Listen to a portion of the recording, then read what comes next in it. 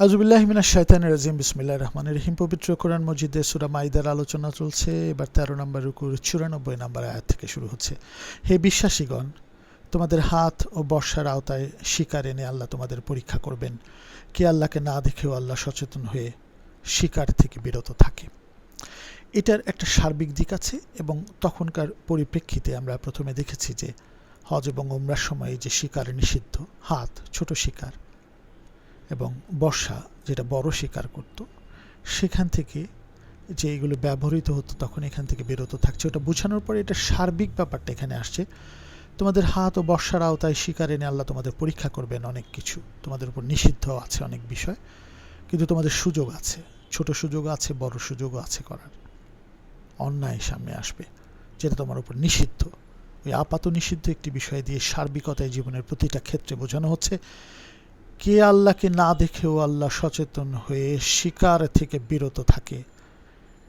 এরপর কেউ সীমা লঙ্ঘন করলে তার জন্য অপেক্ষা করবে অত্যন্ত পীড়াদায়ক শাস্তি।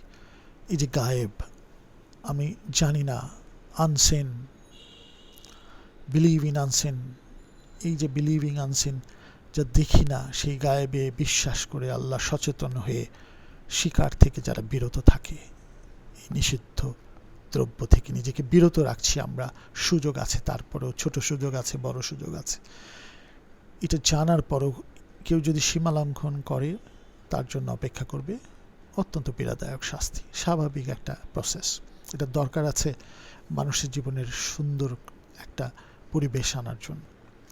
৯৫ নম্বর আয়াতে বিশ্বাসীগণ, ইহরাম বাঁধা অবস্থায় স্বীকার করো না, যেটা বললাম যে একটা ছোট উদাহরণ দেওয়া হচ্ছে সার্বিকতায় জীবনে বোঝানোর জন্য। কোরআনের প্রত্যেকটা আয়াত সার্বিকভাবে নীতি নৈতিকতাকে উপস্থাপন করে। তোমাদের কেউ ইচ্ছা করে স্বীকার করলে সেই জন্তুর সমপর্যায়ের গৃহপালিত জন্তু বদলা হিসেবে কোরবানির জন্য কাবায় পাঠাতে হবে। আমরা কোরবানির ব্যাপারটা দেখেছি, বহুদূর থেকে পায়ে হেঁটে উঠে চড়ে মানুষ আসতো। এখনই আমাদের প্রায় ২ মাসের মতো লাগে সেখানে থাকতে, যেতে আসতে। বেশিরভাগ লোক থাকেন ১৪৫ দিন, তো থাকতেই হয় ১.৫ মাস। তখন কত লাগতো, বছরের পর বছর যেতেই লাগতো ৩-৪ মাস। যে এই জায়গাগুলোতে তখন মানুষ যেত, তাদের খাবারের অভাব হতো। তখন ওই কাবাকে কেন্দ্র করে যে কোরবানি, সেখান থেকে আল্লাহ তাআলা বলছেন চাক না চাক তোমরা খাওয়াও, দরিদ্রদেরকেও খাওয়াও, যারা আছে তারা চাইতে পারবে না এমন পরিবার থেকেও আসে, তাদেরকেও খাওয়াও। যেটা আমরা সূরা হজের সেই ২৮ নম্বর আয়াত ৩৬ নম্বর আয়াতেও দেখেছি। তাই গৃহপালিত জন্তু বদলা হিসেবে কোরবানির জন্য কাবায় পাঠাতে হবে ইহরাম বাঁধা অবস্থায় যদি এই স্বীকার করে। একটা কাফফারা আসছে, যেটা জীবনের ক্ষেত্রে তুমি ক্ষমা চাও, আসো, সুযোগ আছে অন্যায় করার পরও, কিন্তু রিপিটেশন করো না। এই ব্যাপারগুলো আছে যেখানে দারিদ্র কষ্ট দূর করার অনেক বিষয় চলে আসে প্রত্যেকটা ব্যাপারে। দাস মুক্তির ব্যাপারটা আমরা দেখেছি ৮৯ নম্বর আয়াতে। এই জায়গাগুলি খুব গভীরভাবে ইসলামের সার্বিকতায় উপস্থাপন করে আমাদের বুঝতে হবে।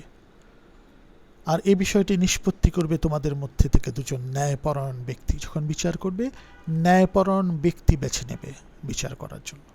আমাদের বহু বিচারক দেখি বহু দেশেই যে পুরো অবিচারক হয়ে যায়। তারা ক্ষমতার লোভে, ক্ষমতা দ্বারা প্রভাবিত হয়ে কাজ করে। আল্লাহর ক্ষমতার সাথে কানেক্টেড হতে পারলে কেউ মানুষের ক্ষমতাকে মেনে নেবে না, যেটা আমরা সূরা ইমরানের ৭৯-তে দেখেছি। মানুষকে ভয় পেও না, অন্যায়কারী মানুষকে। এই যে জায়গাগুলো খুব চমৎকারভাবে উঠে আসে সার্বিক কোরআনটাকে আমরা যদি বুঝতে পারি। ন্যায়পরায়ণ ব্যক্তি দুজনকে বেছে নেবে নিষ্পত্তির জন্য। জীবনের প্রতিটা ক্ষেত্রে বেছে নেওয়া হবে, ওখানে তো বেছে নেবেই। অথবা এর কাফফারা হবে কয়েকজন দরিদ্রকে অন্নদান বা সমপরিমাণ সংযম করা। এই যে এই জায়গাগুলো কিন্তু আমাদের বুঝতে হবে। দরিদ্র কষ্ট দূর করার ব্যাপারটা চলে আসছে সবসময় এটি, এবং সংযমের ব্যাপারটাও চলে আসছে একই সাথে। এটি তার কৃতকর্মের ফল। অবশ্য অতীতে যা কিছু হয়েছে আল্লাহ তা ক্ষমা করেছেন। আল্লাহ বারবার বলছেন ক্ষমা করি, কিন্তু ডোন্ট রিপিট ইট, যেটা আমরা একটু আগেও একটা জায়গায় দেখেছি যে আল্লাহ বলছেন তোমরা করছো, কিন্তু ৭১ নম্বর আয়াতে, কিন্তু আবারও অনেকে অন্তরে বধির অন্ধ হয়ে যায়, এটা কিন্তু হয়েও না। তাই এই জায়গাটা আসার পরে আমরা দেখছি কিন্তু কেউ ভবিষ্যতে অপরাধ করলে আল্লাহ তাকে শাস্তি দেবেন, আল্লাহ বলে দিচ্ছেন। আর আল্লাহ মহাপরাক্রমশালী, কঠোর শাস্তিদাতা। 96 নম্বর আয়াত, তোমাদের জন্য সমুদ্রের শিকার ও তা খাওয়া হালাল করা হয়েছে ওই সময়টাতে। তোমরা তো তোমাদের অবস্থান স্থলেও খেতে পারো বা সফরের সময় রসদ হিসেবে সাথেও নিতে পারো, কিন্তু ইহরাম বাঁধা অবস্থায় স্থলভাগের শিকার হারাম করা হয়েছে। একটা নিষিদ্ধ টেস্ট তখন থাকে, অনেক কিছুই যেটা বৈধ ব্যাপার তখন এই হজের সময় এটাকে নিষিদ্ধ করে একটা একটা চর্চা করানো হয় পৃথিবীর বহু সময় তোমাদেরকে অনেক কষ্টের মধ্যে থেকে বৈধ ব্যাপার থেকে তোমরা তখন বিরত থাকার যে শিক্ষাটা এখানে দেওয়া হচ্ছে, এটা জীবনের অনেক ক্ষেত্রেই অনেক কিছু অ্যালিউর করলেও আমরা যাতে সরে আসতে পারি, যেন বৈধ ব্যাপার থেকে আমরা সরে থাকার প্র্যাকটিসটা এক সময় করেছিলাম। এবং আমরা তখন বলছেন যে তোমরা তোমাদের অবস্থান স্থলেও খেতে পারো বা সফরের সময় রসদ হিসেবেও নিতে পারো, কিন্তু ইহরাম বাঁধা অবস্থায় স্থলভাগে শিকার হারাম করা হয়েছে। অতএব সবসময় আল্লাহ সচেতন থেকো, কারণ তার কাছেই তোমাদের সমবেত করা হবে। তাকওয়ার উপর থেকো।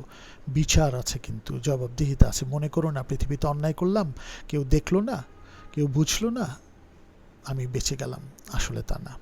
কি চমৎকার প্রিন্সিপাল, নীতিবোধ! এগুলো যদি আমাদের শিক্ষা ব্যবস্থায় প্রথম থেকেই, একেবারে প্রথম শ্রেণী থেকেই যদি এই নীতিবোধগুলো দেওয়া হয়, মানুষ কিন্তু ভুল ট্র্যাকে যাবে না, পথভ্রষ্ট হবে না বলে আমার বিশ্বাস। 97 নম্বর আয়াত, আল্লাহ পবিত্র কাবা ঘরকে সমগ্র মানব জাতির কল্যাণের প্রতীক হিসাবে নির্ধারণ করেছেন। কি চমৎকার ওই সেন্টার পয়েন্ট! সেখানে তো আমরা কোনো ইবাদত করছি না, আমরা সেই ঘরের সৃষ্টিকর্তার ইবাদত করছি, যিনি সকলের। এবং আমরা 125 নম্বর আয়াত সূরা বাকারায় দেখেছি এটিকে আল্লাহ মানব জাতির মিলন কেন্দ্র করেছিলাম। সবারই মিলন কেন্দ্র, কিন্তু এটা কোরআন অনুযায়ী একসময় হয়তোবা সবাই মিলেই এই মিলন কেন্দ্রকে আমরা সম্মান করা শুরু করব এবং শান্তি সৃষ্টি করব এই মিলন কেন্দ্রকে ঘিরে। আল্লাহ পবিত্র কাবা ঘরকে সমগ্র মানব জাতির কল্যাণের প্রতীক হিসেবে নির্ধারণ করেছেন। এই মাইদার 97 নম্বর আয়াতে শুরু করে বলা হচ্ছে, একইভাবে পবিত্র মাস ও গলায় মালা পরানো কোরবানির পশু আল্লাহ মানুষের কল্যাণের জন্য নির্ধারণ করেছেন। ওই যে ওই সময় কোরবানির পশু, কোরবানির সময় কাবাকে কেন্দ্র করে, ওই হারামকে কেন্দ্র করে, হারাম এলাকাটাকে, এবং মানুষের উপকারের জন্য চাক না চাক খাওয়াও, দরিদ্রদের খাওয়াও। সূরা হজের 28-36 আয়াত বলেছি আগেও, যাতে তোমরা জানতে পারো যে মহাকাশ ও পৃথিবীর সবকিছু সম্পর্কেই আল্লাহ অবহিত। তোমরা কি করছো না করছো এবং জগৎসমূহের সবকিছু সম্পর্কে অবহিত। নিশ্চয়ই আল্লাহ সর্ববিষয়ে সর্বজ্ঞ। এই জন্যই তো আমরা বলি আলহামদুলিল্লাহ রাব্বিল আলামিন। সমস্ত প্রশংসা জগৎসমূহের প্রতিপালক সৃষ্টিকর্তার। 98 নম্বর আয়াত, জেনে রাখো আল্লাহ শাস্তিদানেও কঠোর, আবার অতীব ক্ষমাশীল, পরম দয়ালু। ভুল করো না, শাস্তিদানে কিন্তু কঠোর, আবার অতীব ক্ষমাশীল, পরম দয়ালু।